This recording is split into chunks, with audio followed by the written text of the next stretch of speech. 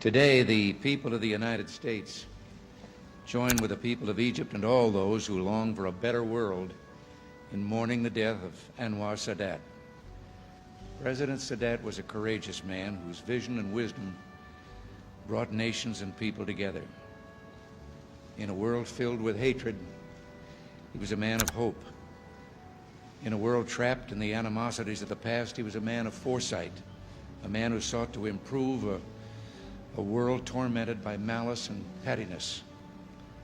As an Egyptian patriot, he helped create the revolutionary movement that freed his nation. As a political leader, he sought to free his people from hatred and war. And as a soldier, he was unafraid to fight. But most important, he was a humanitarian, unafraid to make peace. His courage and skill reaped a harvest of life for his nation and for the world. Anwar Sadat was admired and loved by the people of America. His death today, an act of infamy, cowardly infamy, fills us with horror. America has lost a close friend, the world has lost a great statesman, and mankind has lost a champion of peace. And Nancy and I feel that we have lost a close and dear friend. And we send our heartfelt sympathy to Mrs. Sadat, to his children, who were here such a short time ago. Thank you very much.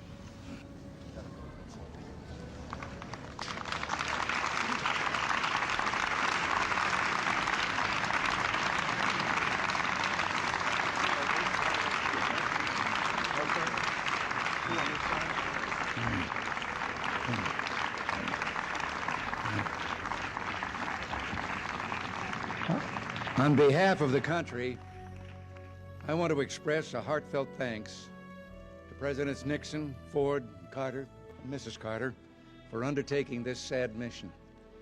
Their presence in Cairo will express to the Egyptian people the depth of America's grief and sorrow at the loss of a great leader and a beloved friend. Anwar Sadat, a man of peace in a time of violence, understood his age.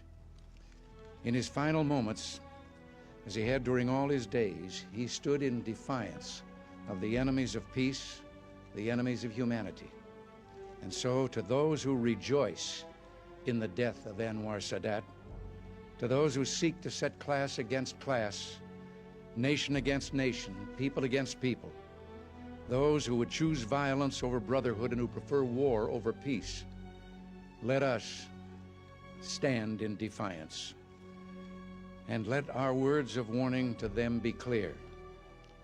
In life, you feared Anwar Sadat, but in death you must fear him more, for the memory of this good and brave man will vanquish you. Not too long ago, he was asked in an interview if he didn't fear the possibility of the kind of violence that has now just taken his life. And he said, "I will not die 1 hour before God decides it is time for me to go."